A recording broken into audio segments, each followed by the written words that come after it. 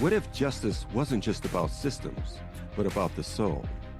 Welcome to the Spiritual Justice Show with me, Eric S. Lee. You've heard me say it before. For too long, we thought restorative justice alone could save us. But repairing harm without changing systems doesn't end the cycle. Social justice fights for equity, but without spirit, the work becomes a grind. Transformative justice seeks culture change, but without compassion, it struggles to hold. Spiritual justice completes the circle. It heals the heart while changing the system. It restores dignity while shifting culture. It brings spirit back into justice. Each week, I'll bring together leaders, healers, and change makers to explore a new vision of justice: restorative, transformative, and deeply spiritual. And people like you, spiritual justice warriors who choose courage, compassion, and creativity in action.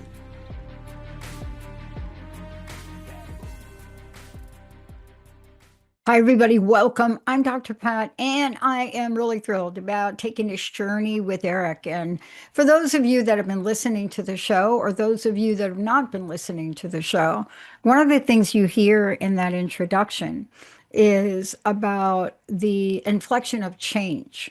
And what that means to me, and hopefully it means to you on this auspicious day, that yesterday my friends in China were celebrating over in China the year of the fire horse. Today in the United States, apparently we are doing that in our own ways. Why? Because it's energy. And what is it about energy? Two things about this episode today with Eric. One is the energy and the time and the passion and the purpose that Eric puts in to setting something up so that people can be whole. Now, what I mean by that is we know we're whole, but sometimes the weight of what we carry gets to be a little bit unmanageable.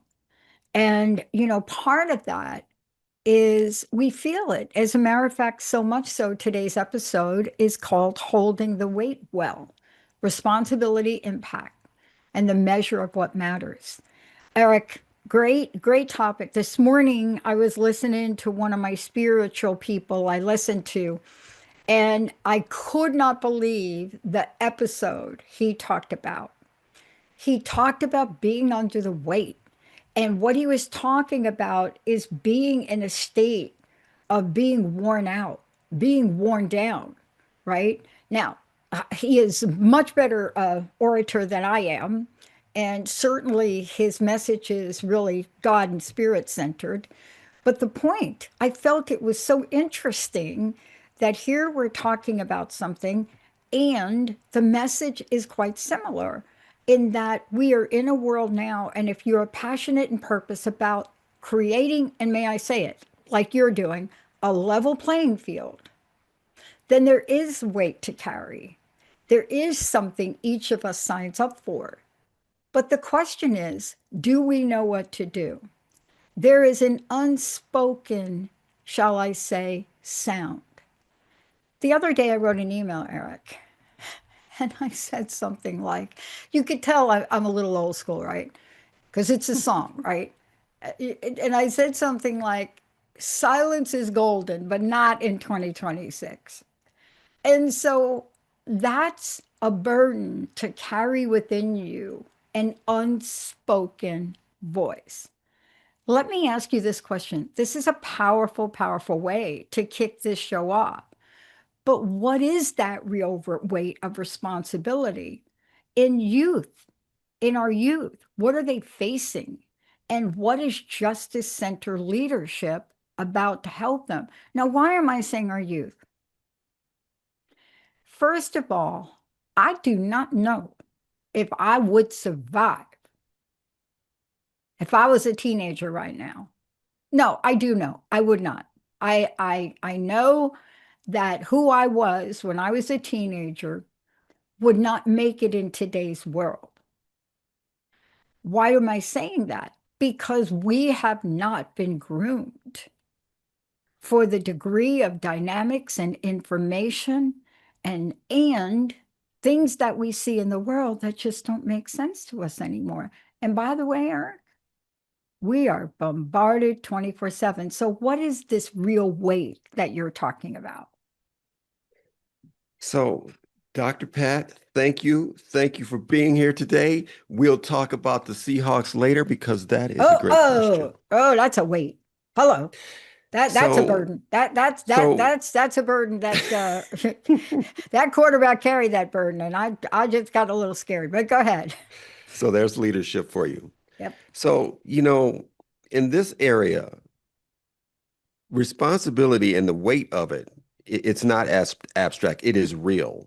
It is real consequences because it involves lives, real consequences, and the futures of these young people that we're working with. And one of the things we need to do is balance that though, because there's this thing about passion and meaning and being plugged into something that is really purpose filled within us that drives us. And as we take this on, and there's so many different ways um, that we can deal with youth facing organizations. I mean, there are so many wonderful people, and I've got some lined up. They're coming up, and I'm so excited about that because there's so many ways that we can assist and help and support, but it's complex, and it's for us understanding the urgency of it, but not being panicked. Dr. Pat, I'm a pilot, right? Mm. And I don't fly anymore, but I remember taking my uncle up on a flight here in Colorado. And it was a joy ride. We went to got a burger at this place that was like 100 miles away, and we were flying back. And when we got to the airport, there was a lot of traffic there, right? And one of the things in these small airports, there's no control tower. It's up to the pilots to communicate and state their location so that everybody Hmm. knows where you're at. And somebody was reporting themselves in the same location in the traffic pattern that I was in. That was an urgent situation. And, I go through my scan, I find the guy, I see he's off my right wing tip. He's headed right for me. I'm like, okay, I'm going to do a 360. I'm going to get out of your way. I'm going to give you right away. I'm going to come around, let you pass and come around behind you. And when we got to the ground, my uncle's always been a mentor to me. I've always looked up to him. And he says, dude, you were as cool as a cucumber. Yeah. I was sitting next to you, panicked, because I saw the plane and I didn't know what the heck to do. So, I mean, I just tell you that story because, I mean, that was a life or death situation, right? And as we work with these young people, we're talking about sometimes life or death situations, depending on the decisions they make and where that leads them. And so there's that urgency for us to hold our responsibility, teach them that responsibility. And also with that, making sure we don't do too much, that we try to be everything for everybody. I mean, and as you'll find out, and as the viewers will find out as we move into these shows, there is a tapestry of support systems and organizations doing different type of work with different types of expertise and different types of support. So do what you do best. It's not a matter of doing more sometimes. It's a matter of finding out what drives you, what you do well, and doing that. Mm. And part of this, though, Eric, in that journey is to really create a place for that understanding and learning. And that's what you built because we have to have a place which breaks down some barriers and walls and creates something new that gives people a home. Yesterday I had the honor of doing a special healing session with Shakti Durga, who is the founder of the Mystery School, and just a beautiful, beautiful mission organization about spirituality, and clearly combining multiple philosophies, but a real taste of Eastern philosophies. And in that experience, I was thinking until I stopped thinking, by the way. That's the whole goal. If you're going to go through this, the idea is to stop thinking. But I had a moment where I said, what if this was available to me when I was younger? What if we created an entree for a spiritual experience? And isn't that what you're doing? Isn't that the cornerstone? I mean, come on now. I mean, the whole experience and the story you shared, the point that I was struck by is the spiritual nature of intuition and guidance for you. That even though you didn't say it. Yeah, yeah, yes.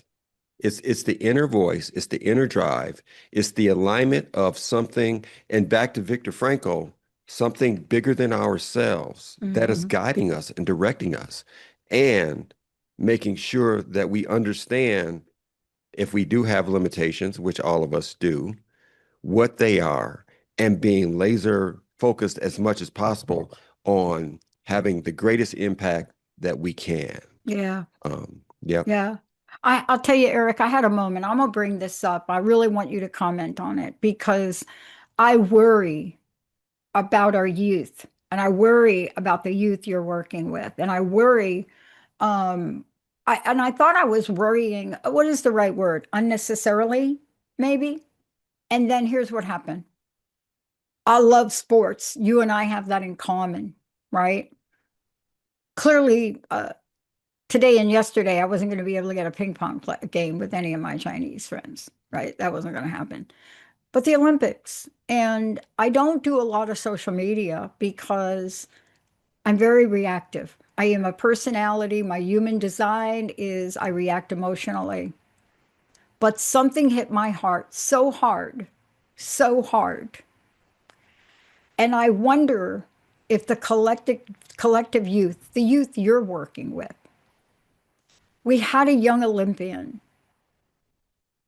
who missed a couple of ice skating experiences and moves. He missed. He's human. You know who I'm talking about, the quad guy. He missed. Now, I have seen the evil in people in the sports that you and I follow, right? Especially football. If you're a fan in Philadelphia and you mess up, look out. But I have never seen this kind of hatred towards this young man. My heart hurts so bad.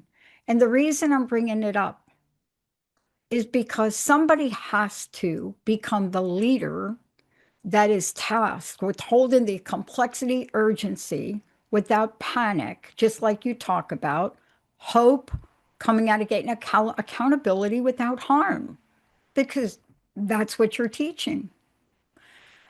And it hit me. If that's how we are with this guy who put his heart, his soul, his dedication to showing up for the United States in the Olympics. And like any athlete, Eric, come on now, we do mess up. But to not have compassion, how are we going to help the youth that you work with? How are we going to get the collective to show up as the leaders we are supposed to be? So great question. And Dr. Pat, I both love and hate the way you ask questions because your questions have so much layering and depth that it brings up multiple things for me. So the first thing that came up to me was the sports and how we are really punitive around mistakes and losing and falling short and all those things. And I remember, and it took me back to when I was coaching my youngest son's AAU team, highly competitive, traveled all over the country, and boy, my sons gave me a birthday roast one year, and they brought it up, and they said my older son, who's a comedian of sorts, says yes, and all of you know my dad as the spiritual guru. but you haven't experienced missing a layup on a fast break while he's Ah, coaching you. ah, So it's like, yeah, exactly. Oh my yeah, God, yep, that yep. is so So, us. so, so, so I say that because there was a point where, you know, I had to take a look at myself.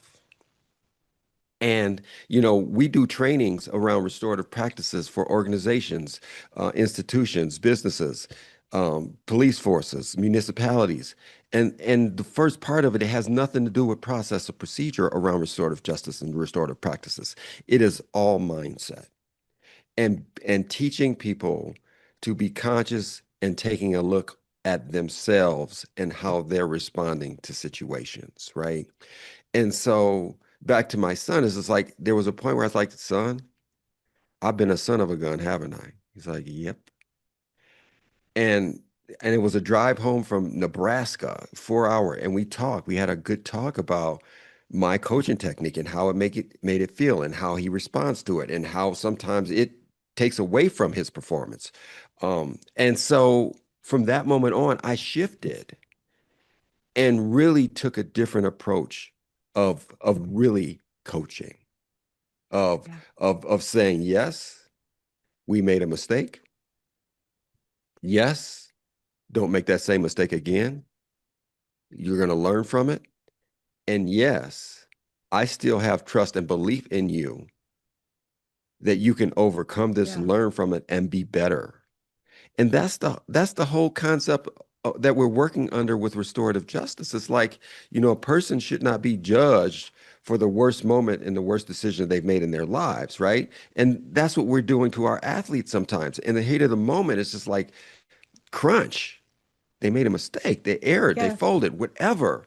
And that should not define them as a human or even as an athlete for the rest of their careers. And let's bring it back now, because this now, what you've just said, applies to the weight and the burden of this. I'm going to use the term burden because to some people, that weight is a burden. When does the weight of carrying responsibility for leadership become a burden? I'll tell you when they don't act right. That's about as simple as I can give you. And what do I mean by that? I mean, here we are in this world, and the question mark about responsibility and justice work, because we are talking about responsibility now, but the responsibility and justice work, I know what you say is it's not about control, it's about care, discernment, and stewardship. And see, that is a blueprint, not just for justice, but especially for these youth, for these young people that want a chance at life, that don't want to be defined by a moment they cannot take back. So let me ask you this. How do you navigate between the qualitative impact? I love these two words. Oh my gosh, this is so like I had to go through this in my dissertation, both qualitative and quantitative. How do we navigate the tension between qualitative impact? And qualitative impact are the stories we tell. They're the things that express what we mean, right? They're the quotes that you quote. The quantitative measured is how well are we doing here, people? Mhm. How well are we doing? And so let me ask you about that, because that is what you have to do. You have to create that beautiful balance. You see, the scales of justice are called scales of justice for a reason. But the scales of restorative justice are tipped from the get go. They are unevenly balanced from the get go. And we could do a whole show on the psychology of the imbalance in restorative justice by the perception of the public and the government. That was good, wasn't it? We had to do a That whole was show on great. that. Oh my And goodness, where'd and that who come from? gets it? Who And and who who gets gets to it? participate in restorative justice? Exactly. So let's talk about this. How do we navigate this tension? And this is so important because when I entered my education, I didn't go back to school because I had nothing better to do. I was so furious at what I saw happening in companies. And back in 1990, we didn't have this whole downsizing thing. My company was the second. And what I saw was such an injustice that I spent 10 years researching it, studying it, quantitative, qualitative, 200 interviews, 1,200 pages of notes, because I didn't get it. So you got to help me understand today how to navigate this tension. So it's a couple things. The first thing that comes up to me is, the system dictates you gotta be able to measure impact, right? Because funders want to see their dollars, they want return on it's like business investors, right? Only they're social investors. They want to invest their funds on meaningful change. And the main way they understand that is through data and numbers and impacts, right? And so we have to be conscious of that. And so there's the discipline of that has to be balanced with, and it's really not balanced, right? There should be an imbalance between the hard work of building trust, accountability, healing, and all of those things and belonging with our young people. I mean, that's the work we're doing, right? We're building trust. We're building their sense of identity. We're building a system which they can heal. And that's the work. That's the hard work. That's the passion-driven steps that we're taking. And instead of, and I did this early on as a leader, seeing what the funding parameters were, what were the numbers they were looking at. Oh, can we meet these numbers? So we're going to apply for this loan and see what we can do. Instead of saying, okay, this hard work is the work we're doing. How do we measure that? So that we began to actually determine and dictate what the parameters of the funding would become. And we could back it up because we could quantify it, but we were quantifying it our way. And so I think that, one of the things many leaders that I talk to get tripped up on is chasing money, and you end up chasing data statistics instead Yeah. of actually immersing yourself in the work, studying your work, and then really determining and coming up with a strategy on how to measure your hard work. Because the data is not the danger. The data itself, because we can decide what kind of data we're going to get. It's losing the meaning and trying to lose ourselves to chase the funding so that we can continue to do the work. And then, that mission creep word comes in Hmm. where you look 2 years later and you're not doing the work you set out to do because you had to keep the doors open and keep the lights on. Exactly, exactly. And it is, I want to really talk to what you're saying. We're calling it attention, but I have to tell you what my sense is of it. It is definitely a tension. It's a friction when you have to navigate both the qualitative, what do we mean? The importance of the thing you're doing. That statement that says we're doing important work. So the future of these kids has a chance, right? The measurement is guided by funding objectives.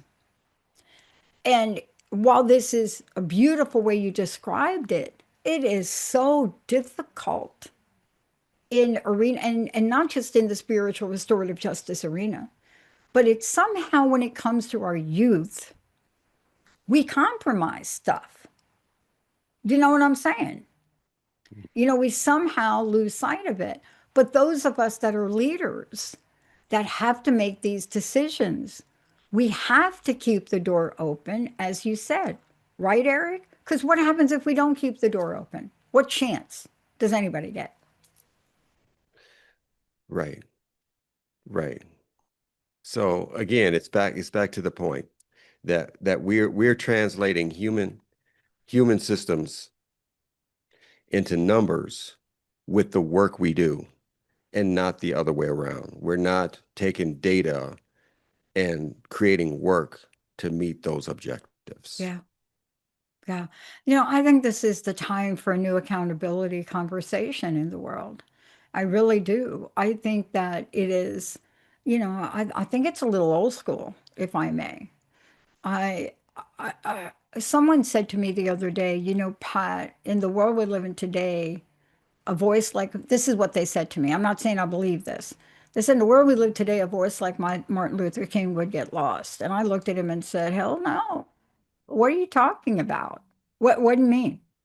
There's no scenario, whether it's today, tomorrow, and the next year, that a voice of somebody like Martin Luther King Jr. would not get noticed. And I looked at him and I said, don't you see the difference? Do you see the difference? Do you see your question? Do you see what you're carrying? And I know this person adored Martin Luther King Jr.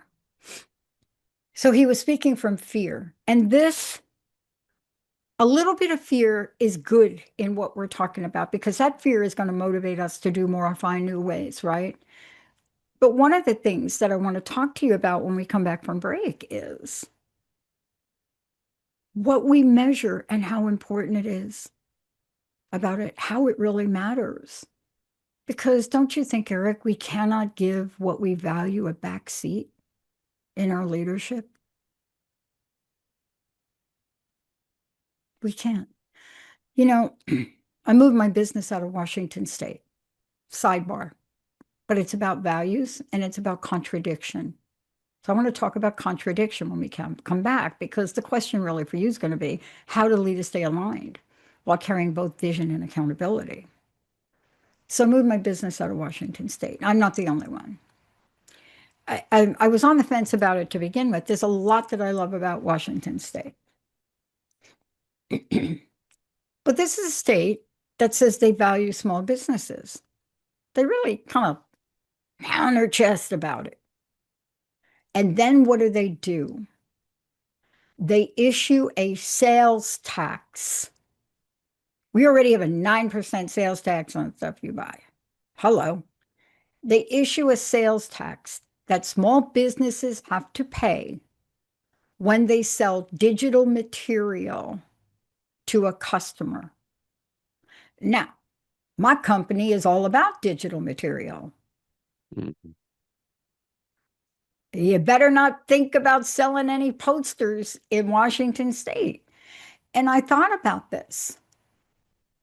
So when we come back, I want to tell you what the decision, what drove my decision. What was it really that drove my decision? And why is what you're talking about when we come back the most important aspect of leadership that is not even taught anymore? Eric, how do people find out more about you? We're going to take a short break. Let's make sure they can get a hold of you. You can contact me at fullcirclerj.org. You can email me at eric.lee@fullcirclerj.org. And at the urging of a good friend of mine, I am just about there with the launching of the spiritualjustice.net website. It is built, and it is probably a couple days from being out there. So that'll be another watch out for spiritualjustice.net. Let's take a short break, everyone, but I would like all of you to think about this. And I want you to think about it from stepping beyond the boundary of our conversation about spiritual justice, restorative justice, social justice, if you could. But then I want to remind you that y'all are working in jobs. You're working in jobs. And there is a justice system within the employment hemisphere. There is. There is social justice, you know it. There's ethical justice, you know it. And these are all unspoken, but you know it. You understand that there are rules and regulations in every job. And then there's leadership. So when we come back, how do leaders in the world address what Eric and his organization is doing so that they can carry both the vision and the accountability for amazing results? We'll be right back.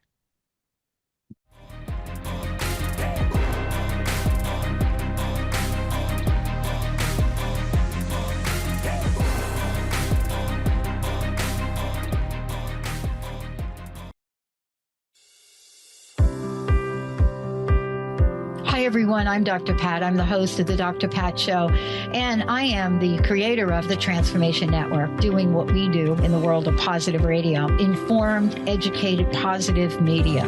Independent radio hosts and independent networks have been the face of positive messaging over the past decade. So all of us here have decided we're going to put together an independent network that is going to enable people to bring their positive message of hope, inspiration, and conscious action to the forefront. Help us create a future of amazing, uplifting stories that can be told so we can tell our children and they can tell their children of what hope and conscious action is all about. I want to thank you all for tuning us in, turning us on transformationtalkradio.com.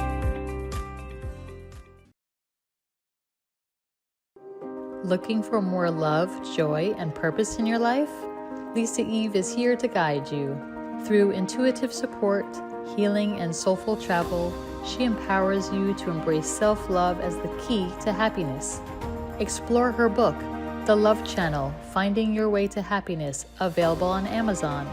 And find daily inspiration at thehappychannel.com. Start living your most radiant, joy-filled life today.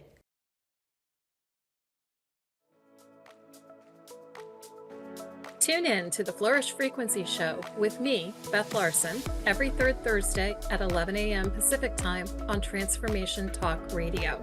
Get ready to activate and amplify the frequencies of success, happiness, and abundance so you can live a life of more joy, more energy, more passion, more money, and more meaning. For more information, visit BethLarsonCoaching.com. Do you want to better understand and embrace neurodiversity? I'm Dr. Lori Noto, with over 30 years of experience working with diverse and unique individuals. Through my consulting and purpose-driven life coaching, I focus on empowering individuals with disabilities. My passion is advocacy, providing the tools for neurodiverse individuals to thrive and feel included in classrooms, workplaces, and communities. Unlock the potential of possibility, power, and purpose. Connect with me today at notoholisticconsulting.com. Are you ready to heal your mind, body, and soul? Tune into the Real Healing Institute show with Michelle Sinclair every second and fourth Wednesday at 9:30 a.m. Pacific on TransformationTalkRadio.com. Tap into the power of spiritual guidance to heal your beliefs, elevate your well-being, and release subconscious pain. Enter the space where truth reigns and divine alignment begins. Ready to step into higher spiritual awareness? Visit therealhealinginstitute.com today and start your journey.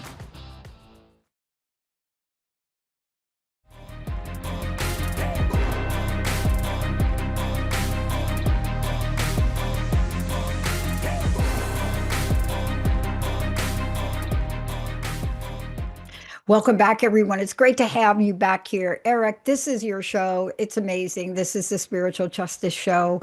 Again, I want you to please give out your information because you're going to take the baton here, because the question really is, you are a leader in this environment. You work with other leaders. You work with leaders that hold the pocketbooks, so to speak, or the bank accounts.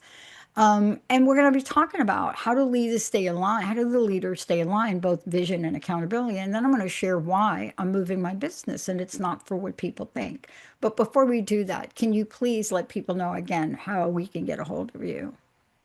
Again, you can find me at fullcirclerj.org, or you can email me at eric.lee@fullcirclerj.org, and watch for that website, spiritualjustice.net.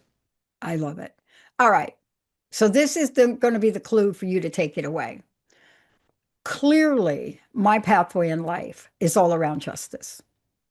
My research, the awards I've won for researching procedural justice, responsibility, accountability, keeping promises. And they say you teach what you need to learn. But do you know why I'm moving my business out? It isn't about the tax. It's about integrity. If you say you're going to do something, or you say you believe in something, and then you do the opposite, that's not a place I want to be. That's not a business I can run. I can't trust you. It's a B&O tax on gross. Then there's another tax on gross. Now there's a sales tax on what we sell digitally. And I'm thinking, hello, we're not responsible for your $1 billion deficit. If it wasn't for us small businesses, hello. And I wonder now how long Microsoft will stay there. So, what am I talking about? It's the balancing of what I believe. Am I aligned? Are they aligned? Are you aligned? Are the leaders that we're talking about aligned? And chances are we're not aligned the way we could be. So, how do we stay aligned while carrying both the vision and accountability? I think the answer is in the question, and the vision is the key to that. And just making sure that as a leader, you have a structured way to do internal check-ins. Have you ever been part of an organization or even just been in a relationship and there was such a dissonance created between the harmony of what you set out to do or become and where you were, and you just came to a point where you were exasperated and said, what are we doing here? Right? And Yep. so you don't want to let where you're going, the direction and the activities of your organization and what you're doing get to that point where you're going, who are we and who have we become, or what the heck are we doing? You really want to be checking in and saying, you know, are we still doing what we set out to do? And if we're not, is it because we have drifted off course, or is it because we have grown and there was more ask of us to do? And that's a good question, and that's for all the viewers to work out for themselves. But there does have to be some consciousness in the work you're doing, how you're managing people, and how you're setting about doing the work you're doing, and the decisions about what type of work you're going to take. Because I've said it before, there's times, and I've talked to other leaders who have experienced mission creep because they were chasing a dollar. Oh yeah, there's a good grant. It's not quite exactly what we're doing, but it's some good money. We're gonna do that. And then, again, you look up 2 years later and it's like, okay, we're a restorative justice organization and we're doing childcare. You know, what are we doing? And with that, there's that question about pressure. There's always the financial pressure, especially in this environment we're in with our government now and how they're handling funding. It's like, are you succumbing to the pressure? Are you still aligned with the purpose and the mission of the organization that you set out to do? Because it's all like, and I talk about this, you know here's a quick plug. I have a book, 29 Degrees: How to Live a Life of Inner Peace, Joy, and Purpose Regardless of Circumstances. It's now available on Audible, and it is all about being here and being here. And that there's that spiritual concept of we create our outer reality by what's going on in our inner world. And our organizations are the same way. So that accountability begins inward before it goes outward. Before you can hold anybody in your organization accountable, before you can teach accountability and responsibility to those young people, and I'm talking about us in restorative justice, we have got to do that with ourselves first. Mm. And part of this too, I'd love for you to talk to this too, because we do have to respond to pressure. There's no question about that. And accountability is an inside job. It is. And as leaders, you have to model that. One of the things that my research uncovered was fascinating.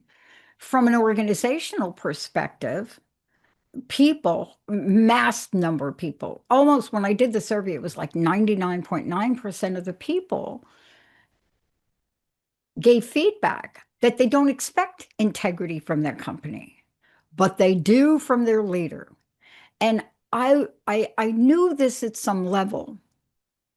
And so as leaders of an organization, people don't see us as the organization. See, this is the missing link in leadership. Once upon a time, we used to be able to blame organizations and companies. I don't care who you are. 501, it doesn't matter. Profit doesn't matter. It was all about the organization, and then it shifted. And it started to change in 1990, and it was not about that anymore. It then became about the people running it. And so I wanted to ask you this question. Integrity is important. It's one of the least understood things. That's why I defined it in my research. But the point is, even though we know how powerful it is, and if you act as a leader out of integrity, people lose trust. Come on. We know that, right? Like right now, I'm looking at Washington State and I'm thinking, you know what, Governor? I trusted you and I don't anymore. I don't anymore. And so why is that? Let's go through what sustainable leadership is built on and how being clear guides the vision and activates the results. So I'm going to talk about a story and just this got triggered because you talked about integrity and you talked about leadership and you talked about the difference between how people see the organization that they work for and the leaders they work for. And so one of the things that I tried to do really early on was to try and combine those two things together so that both the staff and our community understood that you could not separate me from Full Circle and vice versa. And here's one of the things. When I took over my position, we were the stepchild of our community.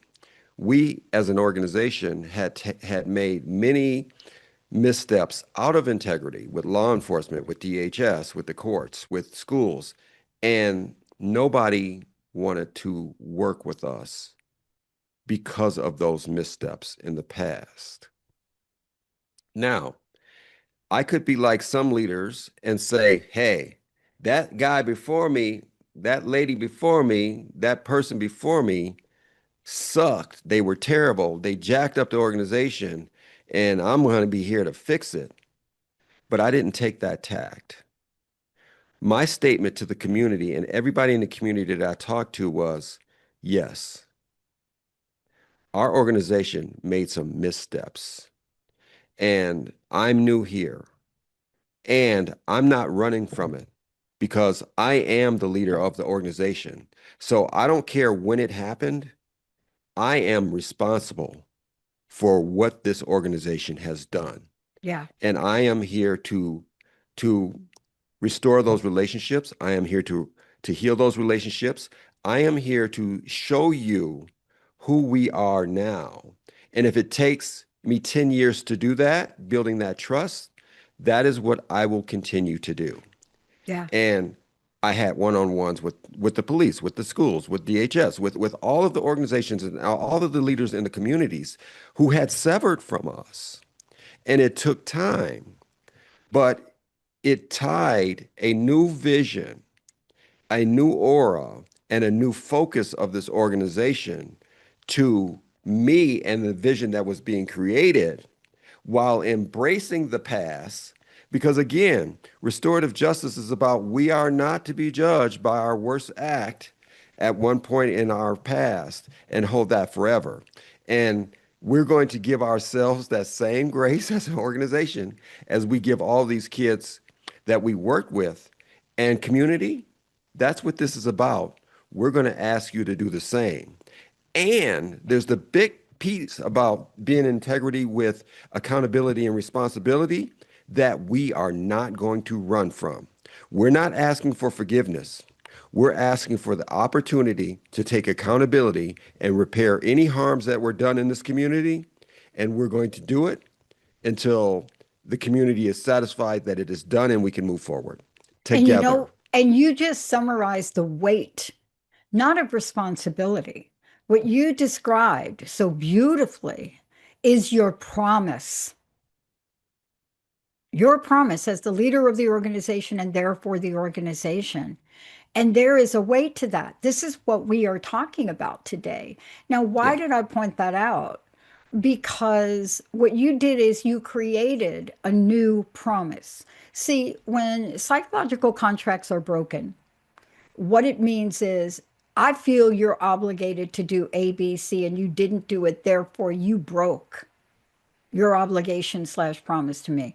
But you came back in and you took accountability and you took responsibility and you took the weight of how to move forward. Then you took action on how to do it. You see, you can't repair relationships with a text message, people. I'm sorry.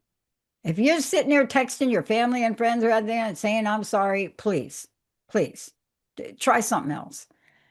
But what you did was a demonstration of powerful leadership. Now, the weight and the responsibility is on the follow through to really move that forward. Isn't that what you're talking about? You know, and you're bringing on some new guests now that are going to talk about what the Spiritual Justice Show is about. Yes. Leaders like yourself that are doing this every day. And I will say this as a leader of an organization, I have had a tough year in 2025, keeping my commitments to some people. And it doesn't matter that the situation is out of control. It was out of my realm, out of my control. You see, as a leader, there are things we need to do, especially when we see the ship going sideways. And, for me, I'm talking about my nonprofit now, not the Transformation Network. I'm talking about my own nonprofit, which made a commitment to come out strong in 2025. But as you said, I'm a novice in this arena and I had no idea about the waters of funding. But Yeah. here we are. Tell us about the people you're going to bring on. Tell us about where you see the show going and how the show is going to support this message and your new credo statement. So what was the last one? What's Yeah. my Who are the people you're bringing on to the show? I've talked to 5 different nonprofit leaders last week. Mm, And I have more meetings set up next week. Um, they're doing all kinds of work. And if you saw the show last week with DeAndre was just the intro to it. I mean, yeah. and he wants to come back as a follow-up because he's doing Yeah. some projects that he wants to report on. But we've got a gentleman, and I'm not going to give any names. I'm just going to give you the nature of the work. A gentleman who works for an organization here in Colorado that does work with youth. They go and they teach leadership school classes to inner city kids to take accountability and empowerment. And then they do after school programs, which some of them are structured, some of them are unstructured, and they do outdoor work. And then there's another organization that just takes that just takes inner city kids out and gets them into green spaces because green spaces, they call it second attention. And that second attention is great for healing and peace and well-being. And then we've got another organization that just makes sure that these kids have the focus that they need to have when they're going to school because they have food in their bellies and they have the clothes they need on their back. And if they're housing insecure, they make sure that they have housing to go into. And then we have another organization that goes into schools and creates youth voice or youth impact groups where these kids then develop their own curriculum about the impact that they want to have in their schools. Again, another form of leadership training. And they're not just focused on the high flying kids who are already class president and student council. They're actively recruiting those kids that we interface with that may get the referrals for restorative justice or restorative practices because there has been conflict or harm caused in the schools. So that gives those kids another choice and another way to make a different decision and chart a new path for their lives. So I am so excited about this. And the people that I get to talk to and the people we get to shine light on and elevate and help them bring in more resources and more exposure and more volunteers and more spiritual justice warriors who are looking for a way to express themselves to uplift our communities and our society. Mm. I love the way spiritual justice show is unfolding because it does take a village. You know, I know it was Hillary Clinton, I think, that coined that phrase or made it popular. And it's never been more meaningful than it is now. And when I think about what that means, the arena you're in, the arena I'm in for empowering women, see, I tried to do it alone. And we cannot. And what you're doing is you're bringing leaders together to come up with possibilities, to perhaps think about something and talk about something that maybe hasn't been discovered yet. But all the while, Eric, you haven't lost sight that this is really about the youth, isn't it? Yes, it is about the youth. But Dr. Pat, it's about us. No kidding. It's about what we want to create moving forward and the type of society that we want to cultivate with the young people that are coming behind us. Mm-hmm. Because we have become wayward here in Mm-hmm. how we're doing some things around here Mm-hmm. these days. And I see a positive path forward. You know, Eric, here's the punchline for today. Let's go back to Ilian the skater. Let's go back to the skater, this young man. When I stopped and I thought, I asked, where is the leadership? Where are the people that are on his team? Where are they speaking out in support? Where are they? Where did they go? See, we don't want to be in a position where we use our leadership to use our youth. We have to be bold like you're being bold. Come on this show and you made a commitment. You now become obligated for that value, that vision, that credo. People looking into your eyes right now and they're saying, I believe him. I believe Eric S. Lee. But you're not just about the words. You're talking about it, and here you are. You've done this show. You've made the show happen. Now you're bringing people in the collective together. I'm excited to see what you're doing. I'd love to know for you what your closing message is. What is the takeaway from today? And again, remind people how they can contact you. The takeaway is it is a weight. And sometimes it feels like it's a heavy weight and it is too much. And I would ask you to look within yourself and what weighs more? The weight of moving ahead and following that spark of passion and fire that drove you to do this work, or stopping doing it and the weight of regret of not making a difference in a person's life. I'm going to leave it with that. Again, how do people get a hold of you, Eric? How can they reach out to you? Dr. Pat, I have been remiss. You can get a hold of me at the Spiritual Justice Show on Facebook. I don't know why I forgot to tell. We got a Facebook page. We post all the time. We post our videos. We got clips. We've got clips from my book, 29 Degrees. how to live a life of inner peace, joy, and purpose regardless of circumstances, which you can find that on Audible. So find me, people, because I'm here to help your lives be better. And let's not forget, every one of us has inside of us a spiritual justice warrior. And we must not forget that in times when we really need to show up. And Eric, that's what you're doing. That's what your organization is doing. And that's what the youth can be so proud of, having you in their corner, because they need you in their corner. Thank you for today.